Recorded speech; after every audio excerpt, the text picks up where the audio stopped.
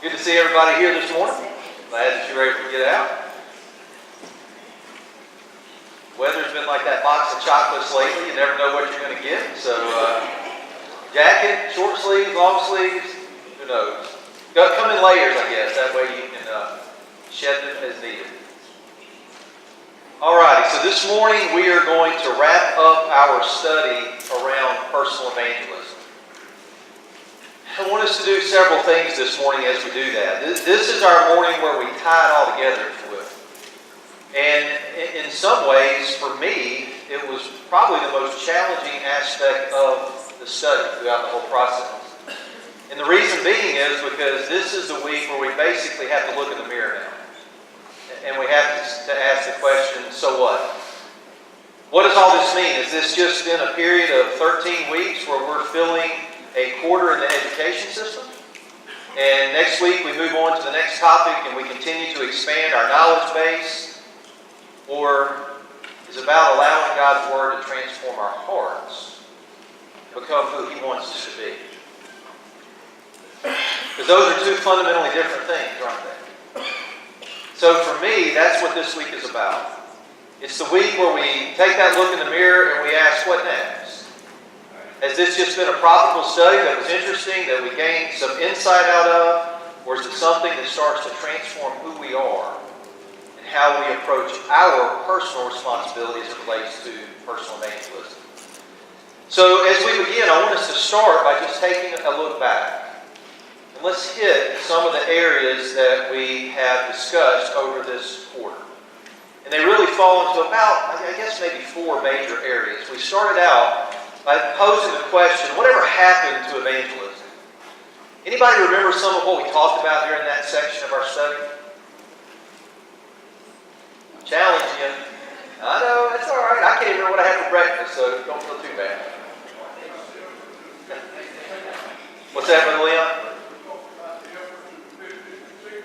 Okay, we did. We talked about the efforts in the 50s and 60s, and we'll actually link that back in a little bit different spot, but we talked about that. How did we first begin?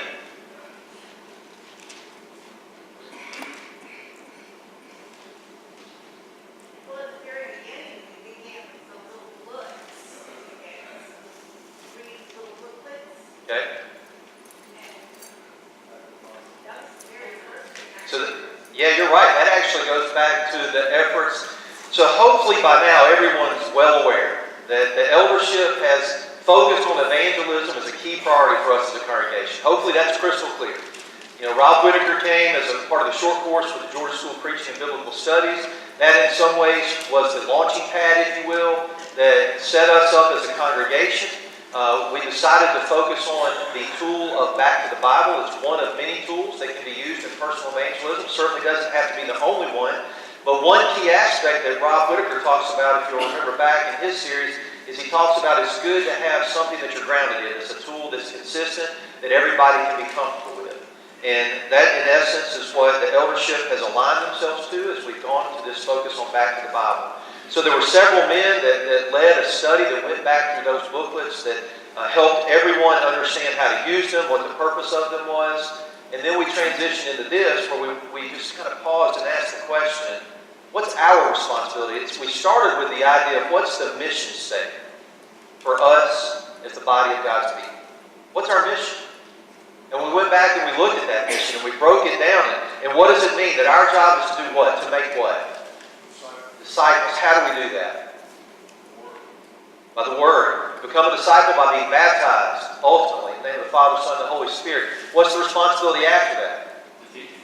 Continue on teaching. There's a continual process. So we said evangelism is really this two-pronged thing. It involves reaching out to those that don't know Jesus, that haven't heard the gospel, but it also involves this aspect of the inward focus, the continued teaching. It doesn't just stop when somebody comes out of the water. That's not the end result. It's a continual process that requires spiritual growth, and evangelism is a part of that. So it applies to those outside the Lord's body, the church, but it also applies to us in the church. There's two aspects of that.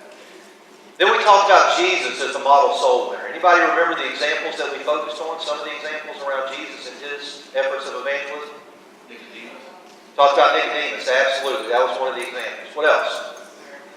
Samaritan woman. We spent a lot of time talking about the Samaritan woman because there was a lot of examples that could come out of that particular story of Jesus as he interacted with this woman. We talked about the fact that Jesus was probably the only person alive that would have interacted with this woman the way that he did.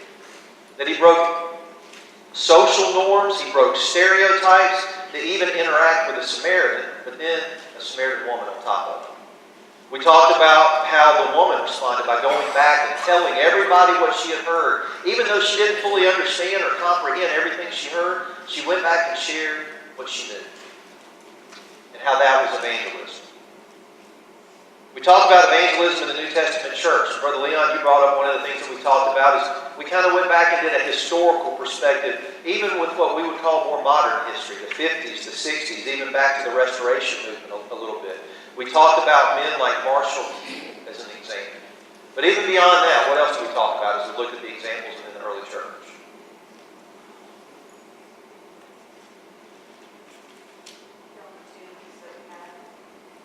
Yeah, absolutely. The opportunities that we have just on a daily basis. And one of the things we did is we went back and we looked at how we can see that in the lives of the early Christians in the book of Acts. How everywhere they went, they saw opportunity in front of them. And we recognized that there was a pattern. What was that pattern that the early church used in the book of Acts?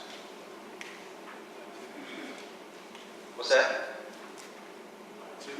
Okay, they went out in pairs. Yeah, they were out there in pairs. We saw Saul and Barnabas. We saw Peter and John. We saw different ones that were going out. What else? We also saw how Jesus trained his apostles and disciples Okay. to make the New Testament church work. He did it by example, and he would also teach them as he went along. And you got to see how he did it. Yeah, so we talked about this idea of each one teach one, right? That Jesus led by example, but that he mentored, in essence, is what he did. And he put his arm around somebody and said, you come with me, and he showed him what he knew, and then that person was supposed to go out and replicate that same thing. And then that cycle continues on, and that's in essence what we do today. And then what we saw in the model of the early Christians is, what was their message? What did it focus on? It's pretty simple, wasn't it, at the end of the day? It focused on Jesus, who he was, the fact that he was the Messiah, that he was the Christ, the fact that he was crucified for the sins of the people, and then he rose again on the third day. That's where they spent the majority of their time in the message, wasn't it? All right, so we talked about evangelism in the New Testament church. Then we talked about the packaging of the product. What did we talk about there? This was one of my favorite sections. Okay, we talked about branding. We used some examples just from the secular world to kind of give us an idea. But what did we really focus in on? What's that? Well, the word, but even how we present it. We looked at what? Generations. Yeah, we looked at each of the different, we talked about the baby boomers, the Generation X, the millennials, and we just looked at how each segment of society is a little bit different. Each generation is different. They have characteristics that make them unique, the way that they respond to learning, the way that their environment that they were raised, how they view authority, and how all those things can impact how someone might hear or receive ultimately the Word. And we talked about how we can't change the Word. The Word is set in stone. God's provided that to us. There's no flexibility there. There's things that we don't have the right to alter or change because God has set those in place. But then there are areas where we need to recognize that we have flexibility. And how we present that message to others, we've got flexibility. And we need to consider their background and how we attract people and what people see when they come into our building and how they interact with us and what they see from us in our day-to-day lives and how that can impact our message. And then last week we talked about, are you afraid of the dark? And ultimately, what did that whole lesson have to deal with? Fear. And we talked about how that many times is our number one barrier when it comes to evangelism. Fear. And it can show itself in many different ways. But we talked about the fact that God has a formula for overcoming fear. And we talked about that last week. So now, we're at this question. What does it all mean? So I want to pose that question to you and allow for some feedback here. When you think about this whole journey, going back even as far as Rob Whitaker and his short course and back to the Bible of the men that presented those series of lessons, and now what we've done here is we've looked at this idea of hearts on fire for the last 13 weeks or so. What does it all mean? Rick? Well, you presented a mission, you presented obstacles towards that mission. Now we're left with the decision of what are we going to do about it. You're either going to continue on with the mission in spite of the obstacles or allow the obstacles to get in the way. All right, so I like how you phrase that. Rick says we've been presented with the fact that there's a mission, there are obstacles to the mission, and now the question is, what are you going to do about it? All right, other thoughts? What else? We have the example of the mission. It's been presented to us. We have also the example that we can accomplish this, and the intent here is for us to go and do it. Okay.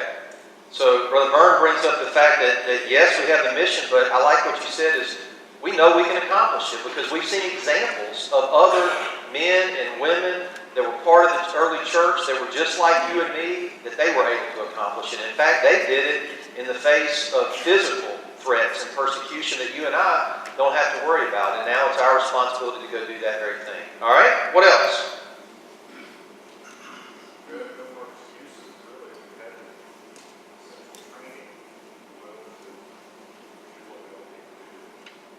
Okay. So I like the word that Luke brings up. Luke says, we really don't have any more excuses now. And that, I think you're getting to the heart for me where I was challenged this past week as I thought about this when I say, this is the time to look in the mirror. What does it all mean? Like I said, we're faced with a choice. Are we just going to file this away in the cabinet of, this was winter quarter 2017 education program, box check, fulfilled that task, had a teacher, had a topic, it was good, and we enjoyed it, we learned, or is it going to be more than that? Let me pose this to you. Some important questions you and I have to ask ourselves. Are you a follower of Jesus? Now I would venture to say that every one of us in this room would answer in the affirmative to that. Yes. We are followers of Jesus. We wouldn't be here if we weren't. What would be the purpose unless we were seeking? And even then, you can make the argument that while you may not be fully there, you're on that path, that you have that desire. So I think we could argue that every one of us would acknowledge to some level that we either are on the path to becoming a follower of Jesus or we are a follower of Jesus. So now the question is, what type of follower? What are the possibilities? Follow from a distance. Okay, you can follow from a distance. We certainly have seen that in Scripture, haven't we? Even if you go back, it's interesting. If you go back to the example of Peter, his denial. When Peter leaves that garden scene, after he's cut off the ear of Malchus the high priest, and Jesus is bound and he's led off to the house of Annas, the high priest. How does Peter follow? The distance, the Bible says. And there are multiple reasons for that. I mean, he was fearful of his own personal safety, I'm sure. I mean, I'm not beating him over the head for that, because to be honest with you, I probably would have been like the other apostles that scattered, that didn't follow at all. But he followed at a distance, so we see that that's a possibility. What else? What are other possibilities? What, Mark? Okay, there's active and there's inactive. All right, that's great. Somebody else have a comment? It's side by side. Okay, side by side with Jesus. What else? Jim? There's a simple little checklist that you can use that we need to do daily. To me, I like to think everything my daily when I first wake up. That's Luke 9:23. It deals with complete surrender and complete captivity. Like Paul talking about himself being in prison. It was Jesus who said, it's very simple, but it's also a very sobering thing to think about all the time. Whoever desires to follow me, this is what he was telling his disciples. It's not just John 3:16 that we see all over the world, but right beside that needs to be whoever desires to follow me must deny himself, and take up his cross daily, and follow me. Very simple. No changes.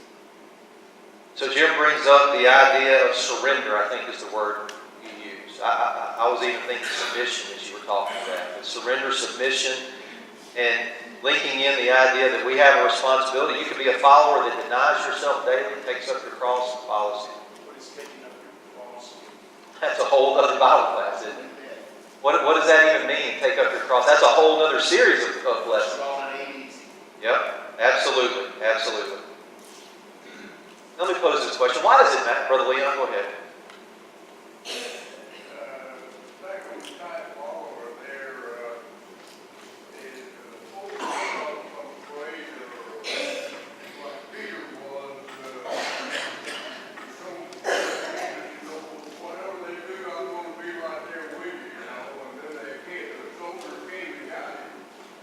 And Peter kind of backed off a little bit, and then finally, the servant lead says, "You're one of those." And he says, "I never knew the man."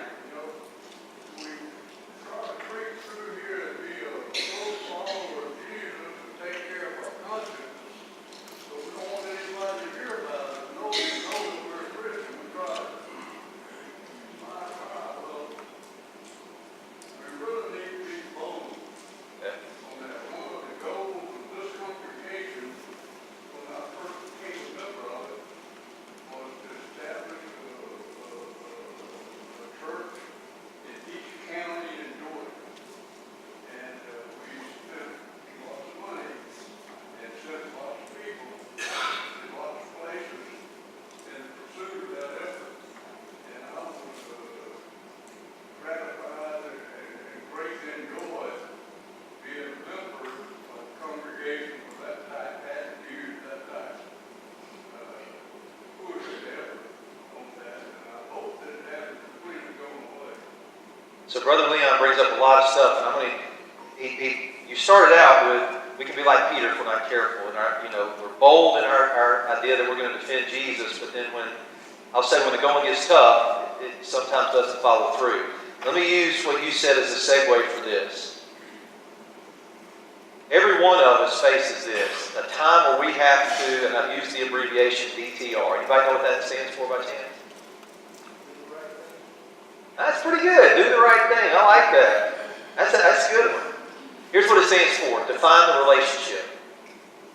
Every one of us comes to a point where we've got to define the relationship. Now, this phrase is not original to me. I didn't come up with it. Read it somewhere. I don't even know where I read it. But this was brought to my attention this week. I was texting back and forth with Broan. He and I were talking about something, and he triggered my memory about this particular phrase. So I went back and I thought it tied in well. Let me tell you what I mean by define the relationship. And I'll use a personal example for this. It would have been around Christmas and New Year's in 1997. So Susan and I, we had been dating at the time, and it came time for Christmas, and we were at that point where, how serious were we? We were kind of in that in-between phase. Well, Christmas time came. My mom and dad lived down in Venice, Florida. Susan's mom and dad lived in Washington, North Carolina. Susan and I were both living in Montgomery, Alabama. We had both ended up there working in a hospital separately, and that's where we met. So Susan decided she was going to go home to North Carolina to be with her family, and I decided to go down to Florida to be with my mom and dad. Well, New Year's Eve came around. Susan and I had been talking on the phone every day. And Susan, she was there. Her brother was home, his wife, and they ended up at a New Year's Eve get-together with a bunch of friends. Guess where I was for New Year's Eve? Sitting on the couch with my mom and dad. And it bugged me because I'm sitting there, and there's Susan at this New Year's Eve get-together, and I'm on my mom and dad's couch in Florida watching the ball drop while my dad's snoring in the recliner, and my mom's sitting over there, and then I'm thinking, well, this is my life. This is great. But I wanted to be with Susan, and I was faced with a choice. I had a decision to make. I hadn't done anything that gave her any inclination that it would have bothered me, and I hadn't given her a reason to want to be down there with me, not be at that party. So it's time for me to define the relationship. What did I want? Was this going to be a casual relationship? Was it going to be something that maybe we enjoyed each other's company? Or was it time to get serious and make a decision? So I came home, got back, had flowers ordered, and sent to her house, and 3 words on the card of that flowers that I'd never said before. And I defined the relationship, and it changed. You like that? Come on, I need more than that, guys. I just bared my soul now. I can't get a little more than Dave going, aw. I thought that was pretty good.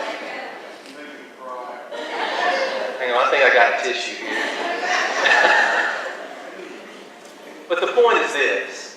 All of us, in every relationship we engage in, get to that point. It doesn't have to be a marriage relationship, a dating relationship. It can be a friendship. We have to ask ourselves, is it going to be exclusive? If it's a dating relationship, are we going to agree that we're not going to see anybody else? Or is this something where we are going to be open to seeing other people? If it's a friendship, we have to ask ourselves this, is it going to be casual? Is this something that we're going to do just on the weekends? Or we get together, we're going to talk once a week, we're going to talk once a month, we're going to talk once a year? Is this going to progress into something where we become best friends? Is it going to get serious? You see, it applies to every relationship that we engage in. And the reality is it applies to our relationship with Jesus as well. Where every one of us at some point have to ask ourselves, how are we going to define our relationship with Jesus? Is it going to be a casual relationship? Is it going to be one of those relationships where, hey, I'm there on Sundays? Is it going to be one of those relationships where we communicate every day? Is it going to be one of those relationships where it's exclusive, I'm all in, I surrender? Is it going to be one of those relationships where, you know what, I'm going to share you with others? You're going to be a part of my life, but I'm going to share you with this aspect of the world, I'm going to share you with this hobby. What's the relationship going to be? And I think ultimately that becomes part of our question when it relates to evangelism. What you and I do from here, with the charge and the challenge that we've been given as a congregation, with the effort that the eldership has put in to the last 16, 18, 20 weeks, however long it's been, since this was presented in front of us, and all the effort that's put in to prepare us ultimately boils down to this. What is my relationship with Jesus going to be? And is it going to be a relationship that changes my life to the point that I take my mission seriously? And as a collective group of His people, this becomes something that we are united around, that every one of us finds a way to play a role in. Everybody. You might be sitting there saying, how can I play a role? Well, what can I do? I'm not prepared. Let me ask you a question. Can you wash towels? Guess what? You can be a part of the evangelism program here. Every time someone's immersed into Christ in that baptism, there's towels that need to be washed. There's garments that need to be cleaned. Can you help do that? You play a role in evangelism. Can you write a card to encourage somebody that's maybe actively studying with somebody in this congregation just to let them know, hey, I'm praying for you? You can be a part of evangelism.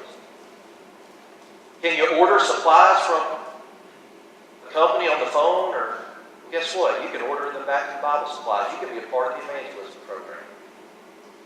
Can you ask a visitor when they come to sit down beside you so they don't sit alone during the services? Guess what? You can be a part of the evangelism program. Can you pray every day for those that are actively being studied with, for the names of the individuals that don't yet know Christ, that haven't obeyed the gospel? Guess what? You can be a part of the evangelism program. You have the ability to sit down with the Back to the Bible series and open your Bible and talk to somebody. Well, guess what? You can be a part of the evangelism program. You see, every one of us, and I hope that you realize this, every one of us, regardless of our talent or our ability, can play some role when it comes to personal evangelism. But we also should have the mindset that, hey, I want to move beyond where I am today and continue to grow and to develop. So that if today my job in the evangelism part is washing towels, well, you know what? I want to get to the part where maybe I'm part of a team that's praying for these folks on a continual basis. Maybe I want to get to the part where I'm a silent partner to somebody that's engaging in one of these studies so that I can just listen and observe and learn. maybe I want to get to the point where I can actually be the one that sits there and opens my Bible and leads that study. Here's what I want us to do. I want us to look at some examples from Scripture of individuals that had to go through this process of defining the relationship. Individuals that started out in a place of uncertainty, sometimes a place of fear. But yet they put themselves in a position where they grew and they understood that, you know what, with Jesus, this can't be a casual thing. Let's start out in the book of John chapter 3. Nicodemus.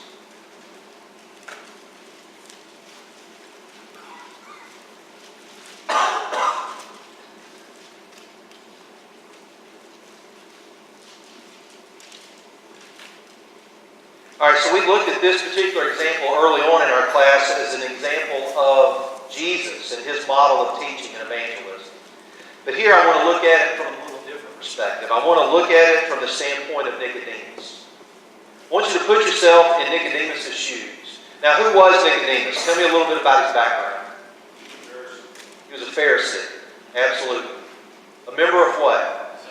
Sanhedrin, which was, how would you describe the Sanhedrin? Yeah, it was a ruling class, the leadership, so to speak. They were the ones that, we're actually going to see this morning in our sermon. They were part of the ones that would make, if you will, judicial decisions as it related to Jewish law. They were part of that class of people.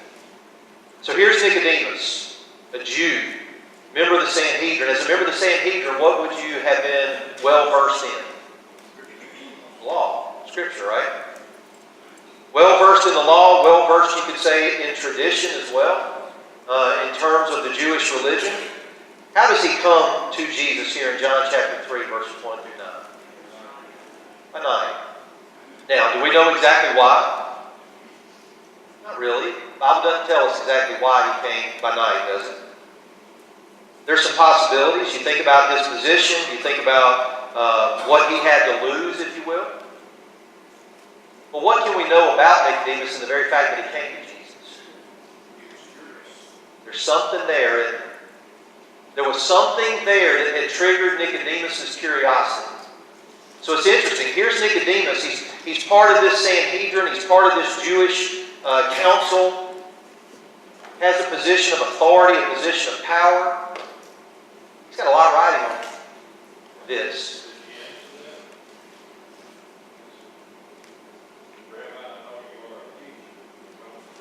Yeah. Absolutely. Yep. He had been exposed to Jesus' teaching. He had seen the miracles. And now his curiosity was up. There was something there that was inside of Nicodemus that said, I think there might be more to this. So he approaches Jesus. This is the first. We really don't have a lot in Scripture about Nicodemus. We're actually going to look at the three mentions of Nicodemus in Scripture. But this is the first one. It's the most extensive one.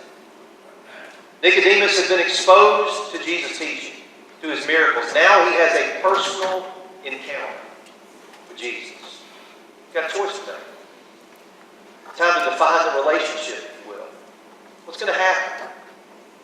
Will Nicodemus just go back by night to his position? Put behind him the things that he's witnessed and seen and now had in direct conversation with Jesus? Will he go back to his position in the Sanhedrin and just go on with life as usual? Or does that encounter change who he is? Flip over a few chapters to chapter 7.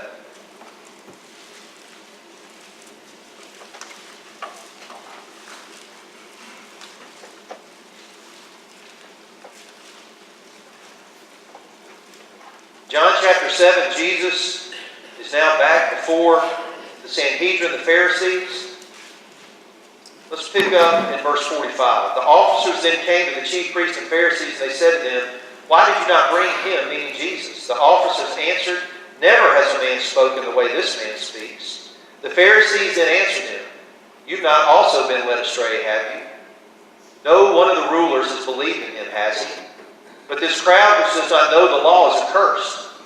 Nicodemus here he is again. He who came to him before, being one of them, said to them, Our law does not judge a man unless it first hears from him and knows what he is doing, does it? What does Nicodemus do? Nicodemus is now coming to Jesus' defense. It's interesting. We've now gone from Nicodemus coming at night to now Nicodemus is out in the open at night. This is the first time we see Nicodemus is making a choice to define the relationship. Once Nicodemus says this, that changes his relationship, doesn't it? Listen to what immediately follows. They answered him, "You're not also from Galilee, are you? Search and see that no prophet arises out of Galilee." Verse 53 says, everyone went to his home. What in essence do his peers say to him? Yeah. You're not one of them too, are you? You're not a Galilean, are you? Nicodemus steps up. He's ready to come out of the shadows, if you will.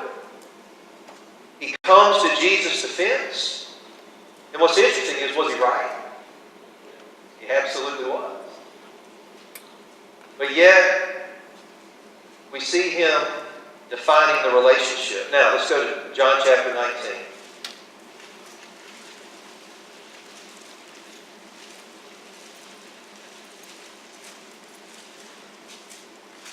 Jesus has been crucified. He has died. Now they are coming to care for his body. John chapter 19, verse 38.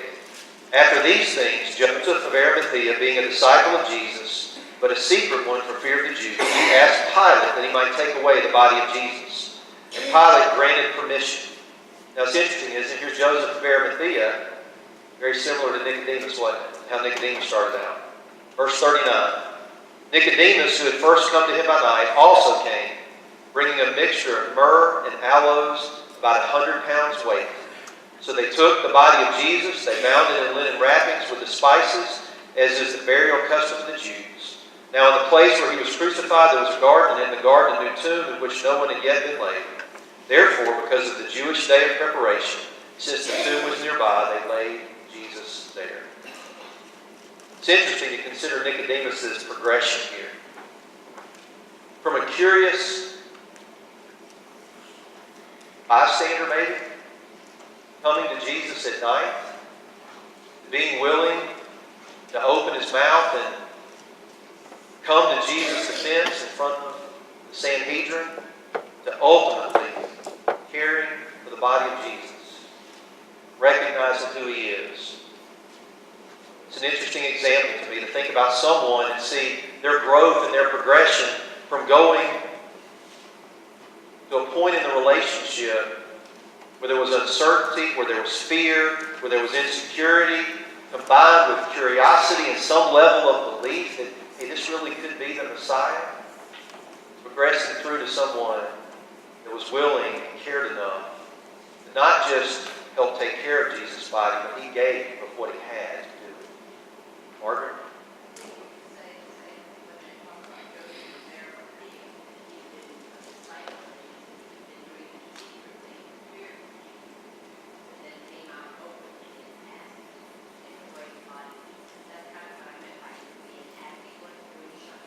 Sure.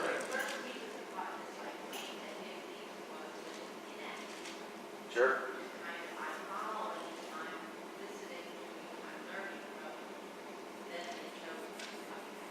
Yeah. So Margaret brings up the fact that Joseph of Arimathea in some ways followed a very similar path. And I think it's interesting, to be fair, these men were in very dangerous situations. When I look at the example of Nicodemus and even thinking of Joseph of Arimathea, what I see is spiritual growth. I just see a growth process. And I think that's one of the things for you and me to understand, that our spiritual walk is a growth process. You and I need to constantly be growing towards spiritual maturity and continuing to grow in our faith. And the interesting thing is, it never ends. We don't have a bar that's here that when we say, once I get there, I'm done. It's a bar that's up here that we can never fully reach, but yet we're constantly grabbing it. We're giving everything that we have to keep getting there. There'll be days that we slip a ring or two and fall back, but we keep pressing forward. And so when we look at this example of Nicodemus or Joseph of Arimathea, it's not an example of someone that we should chastise because of their fear and how they approach Jesus to start with. It's a recognition for each one of us that we can look at those examples and see ourselves and understand that you and I have the same ability and hope and opportunity that Nicodemus and Joseph of Arimathea had. That regardless of where we've been in our spiritual walk, whether we've been committed to the mission of evangelism, whether we have defined our relationship with Jesus in a way that it should actually be defined, there is opportunity for you and me to keep growing, to get to where we need to be. That's part of what we see. Let's go to Luke chapter 14.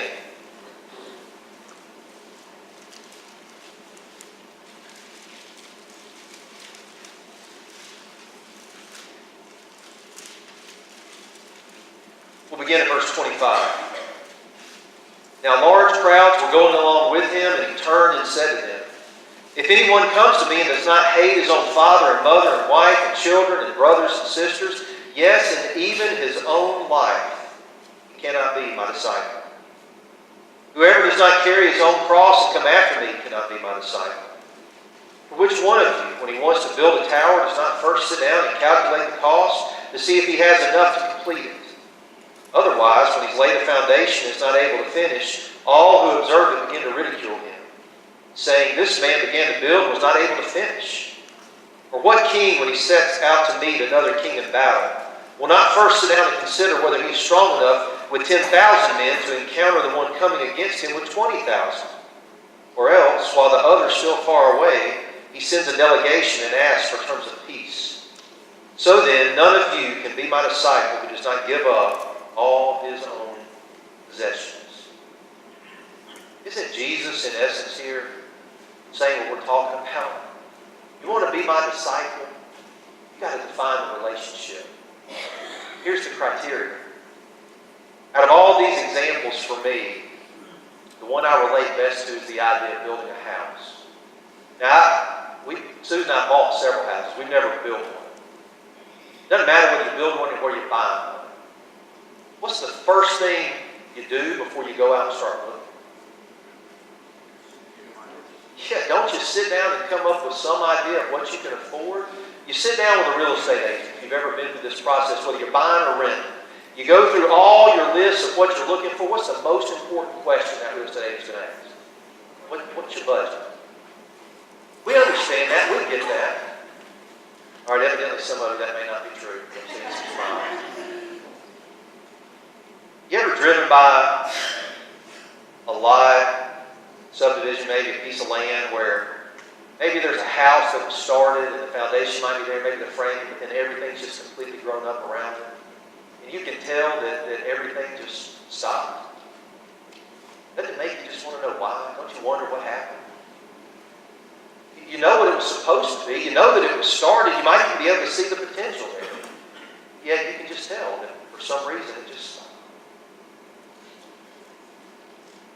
When we first read these examples, we read them and they seem shocking, don't they? How would Jesus, who promoted love, who promoted unity, how would he talk about we've got to hate our family? That doesn't even make sense. It seems counterintuitive to who Jesus was.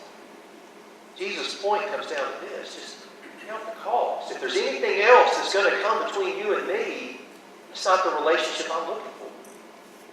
You know, if all you want is a relationship that's casual in nature where I'm a part of your life and I'm kind of like a butler, that I'm over here on the side and whenever something happens and you need me, you ring the bell and you want me to come, and then once we've taken care of that situation, I go back over here. That's not the relationship that Jesus wants.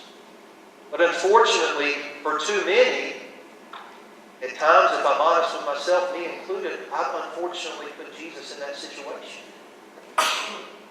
And see, Jesus is saying here, hey, you've got to understand what I'm asking. If you want the benefits, full benefits of being a Christian, you've got to define the relationship where you understand that your life is centered around me, that I'm first, that nothing else comes between us. That's what I'm looking for. Let's look at one more. Matthew chapter 7.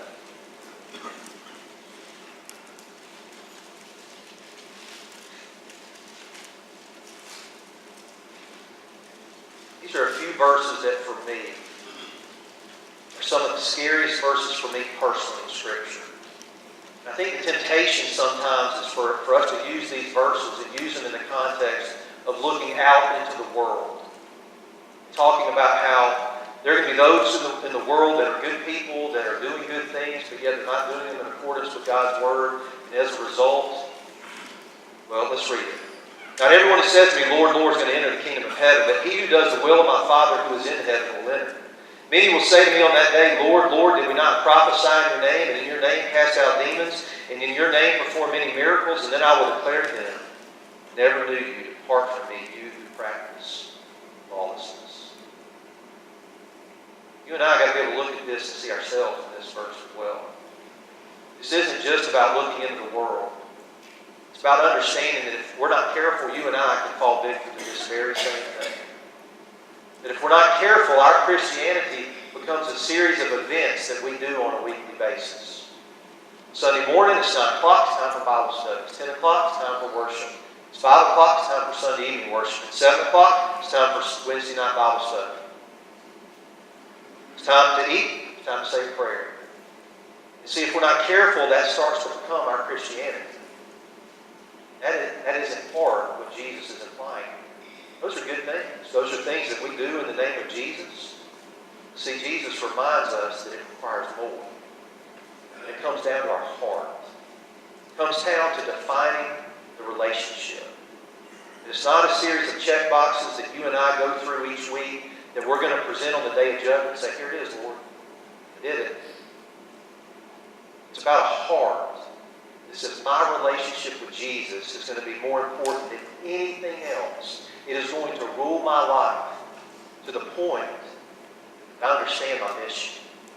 No matter what my talent, I'm committed to playing a role in that mission somewhere. I'm going to play some part in evangelism. I'm going to play some part in making the Lord's church better. I'm going to be a part of this body and recognize that I can help somebody else in this congregation in some way, shape, or form. If it's nothing more than going up, putting my arm around that person and say, you know what, I appreciate you. I care about you. Hey, I noticed that you've been having this going on in your family. I read about this in the bulletin. I heard about this. I'm going to pray for you tomorrow. And then jotting down a note and remembering to actually do that. It's just slowing down our lives to the point where we recognize every one of us in this room can play a part in evangelism. And it's not just those outside. It's those of us inside as well. Part of what we have to do is simply to define a relationship. All right, let's just make a couple points to put it all together. You and I have to understand there's no way to follow Jesus without Him. I'm going to use the word interfering with your life. If our life is comfortable, and we don't feel like we're struggling to find that we're sacrificed in some way, then we probably need to just challenge ourselves a little bit to think about how we define the relationship. Because walking with Jesus changes our life, and it won't be easy. It's going to be harder in a lot of ways. When we're committed to following Him, evangelism is not something we do, it's who we are. It's just part of who we are. It's part of how we live our lives every day. We wake up every day and we understand who Jesus is, where He fits into our life, and we can't wait to be able to share something about that with somebody else. Don't forget, one of the most important things we talked about, evangelism starts in our homes. It starts just between husband and wife, father and child, mother and child, brother and sister, child and parent. It starts with just talking about Jesus amongst ourselves. The more comfortable and the more consistent we are doing that at home, you'll be amazed how that starts to spread to outside your home. Any comments or questions before we close our thoughts around our study? Brother Leon. Third time today, I hate to do that, but, Don't let it stop you, brother. a lot of times what holds a lot of us back is the fear that we don't know enough. I admit that water having been baptized, we know the plan of salvation, and it doesn't tell somebody that hasn't been baptized what the plan of salvation is. And then it will come up out of the water. Sure. So we do know enough to evangelize. Yep. That finishes the third time. Well, Brother Leon, I'll tell you what, you've earned it. We'll end on your thought. How about that? Appreciate your attention this morning. We'll see you at 10 o'clock.